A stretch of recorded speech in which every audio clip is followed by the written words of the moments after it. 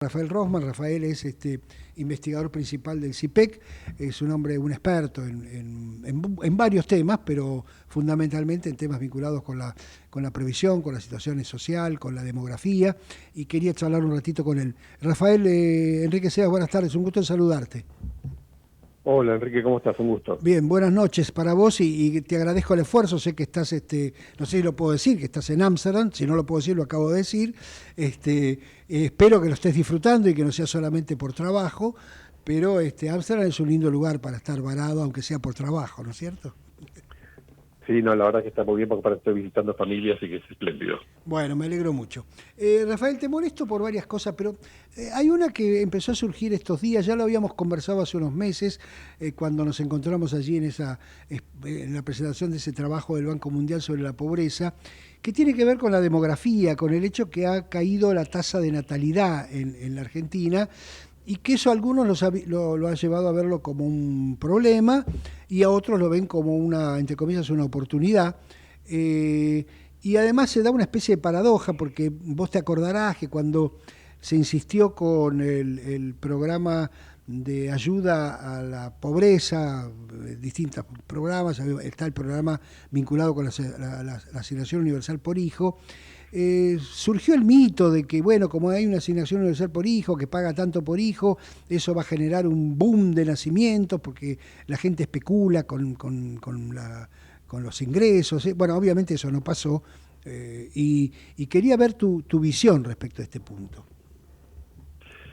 Sí, a ver, lo que ocurrió es que después de varias décadas en las cuales la fecundidad en Argentina venía bajando, pero bastante más lentamente que en países vecinos y en buena parte del mundo, del 2014 para acá se aceleró muchísimo y hubo una baja muy rápida, bajó cerca de un 40% la tasa de fecundidad total, la de fecundidad adolescente bajó cerca de un 70%, y fue buenísimo.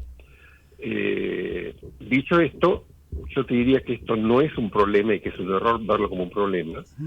Es un desafío porque implica cambios en la estructura demográfica del país, ahora, pero especialmente hacia el futuro, y entonces implica que tenemos que adaptar instituciones, adaptar políticas.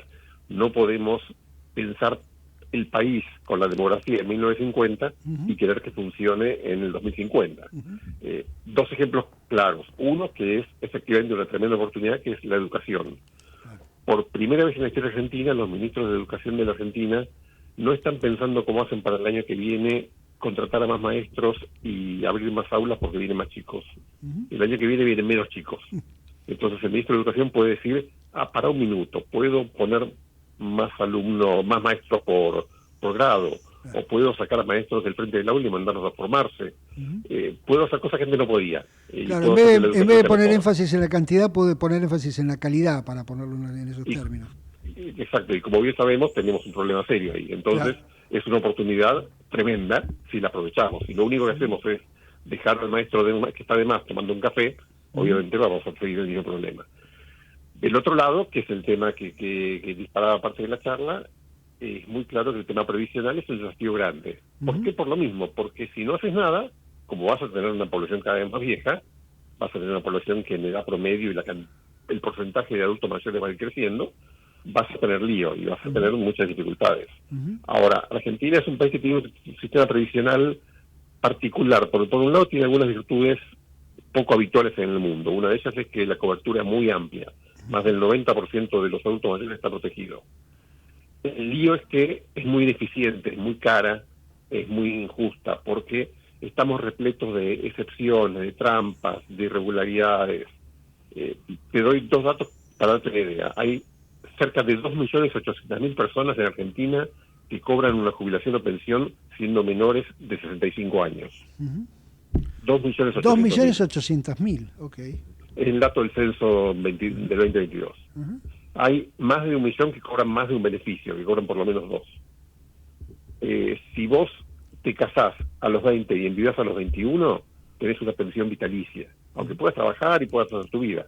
Y si te casás de vuelta a los 25 y enviudás a los 26, tenés dos pensiones vitalicias, y después vas a tener tu jubilación.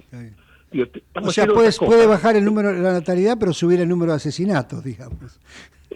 Exactamente. No, pero quiero decir, estamos Sí, llenos te de estos entiendo. líos, entonces, en un contexto en el cual la población es muy joven y de pocos adultos mayores, y te haces el tonto, funciona más o menos. Cuando la presión demográfica empieza a subir, no tenés lugar para hacer estas cosas, porque el costo es muy alto, y entonces tenés que ordenarte. Argentina sigue jubilando gente a los 50 años. Discutimos siglos sobre si la edad de jubilación de las mujeres a los 60 está bien o está mal, y resulta que tenemos un montón de jubilados de 50. Claro.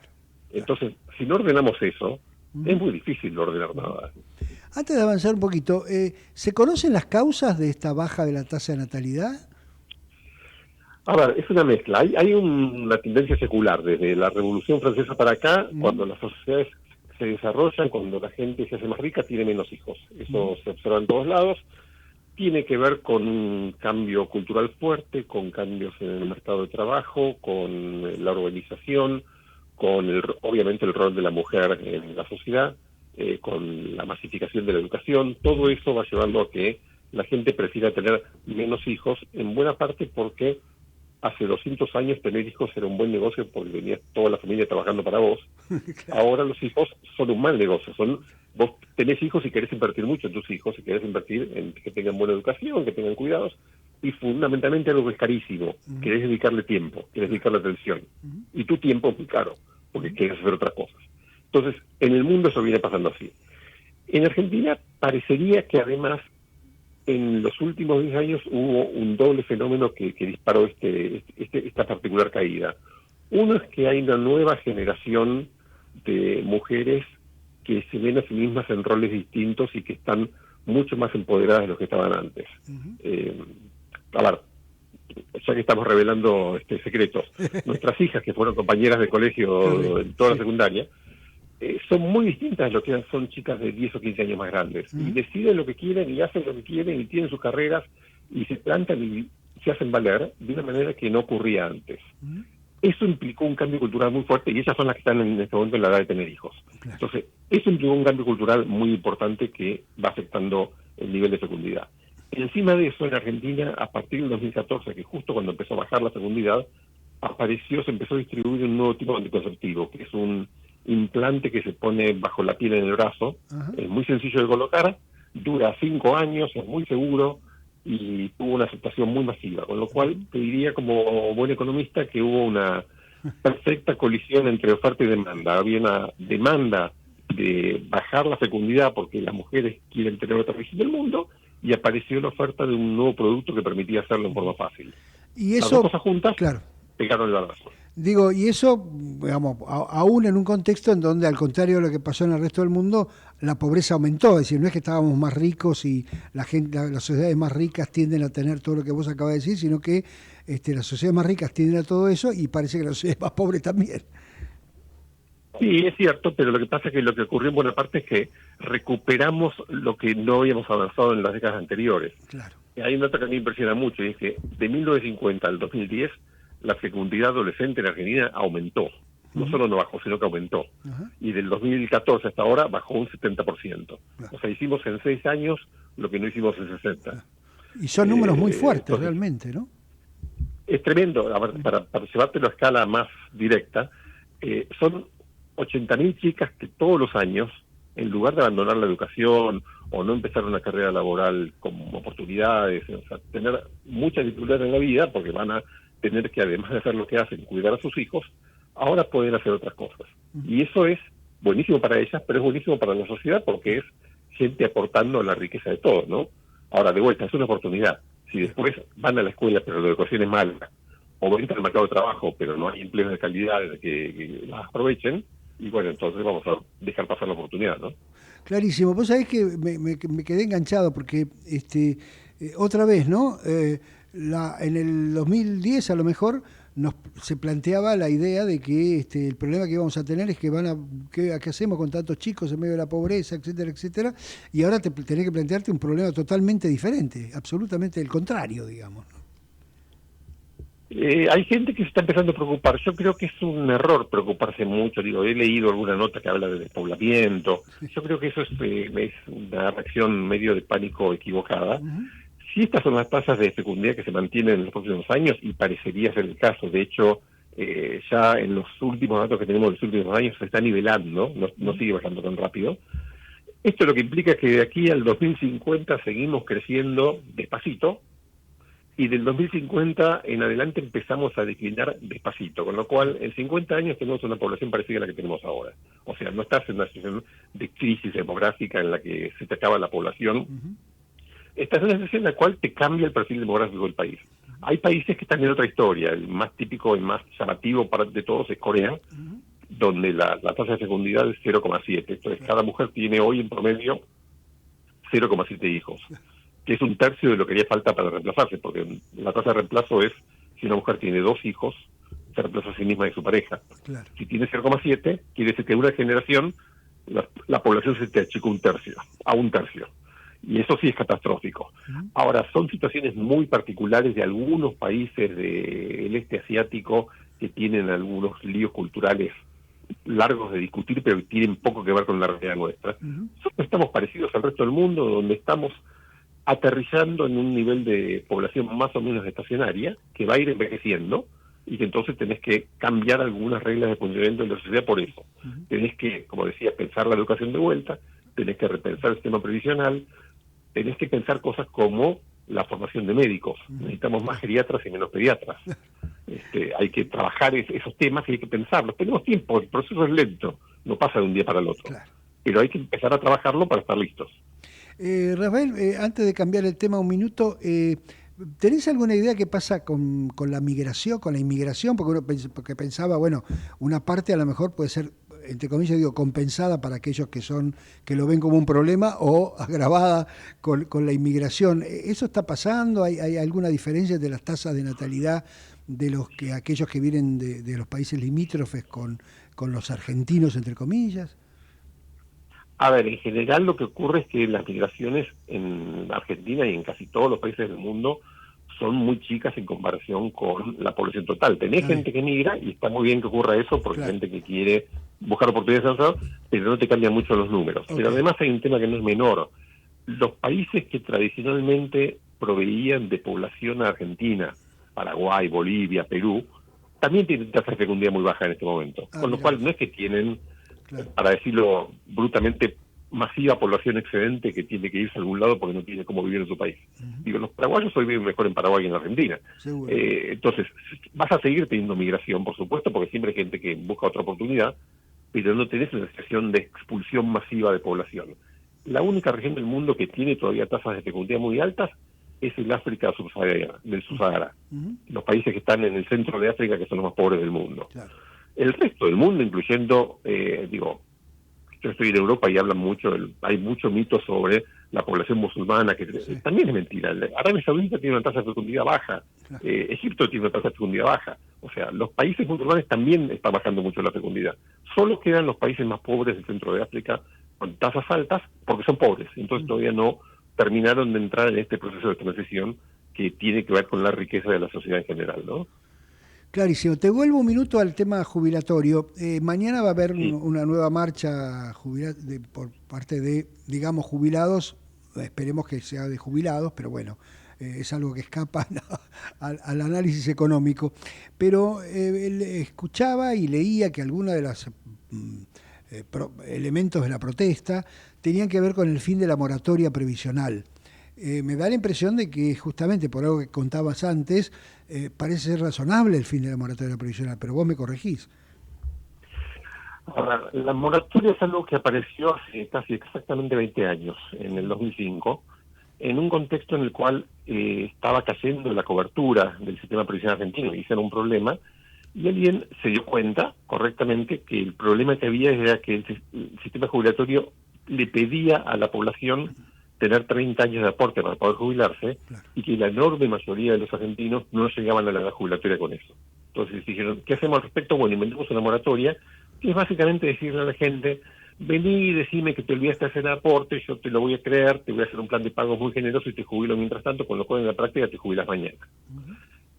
Eso no fue una idea absurda, pero se parece mucho, pero fue un parche, fue una medida de emergencia. Si vos en este momento tenés un accidente, se te cae un vaso y te corta una pierna y te estás desangrando, alguno de la gente que está en el estudio con vos te va a hacer un torniquete en la pierna, y está muy bien porque te salva la vida.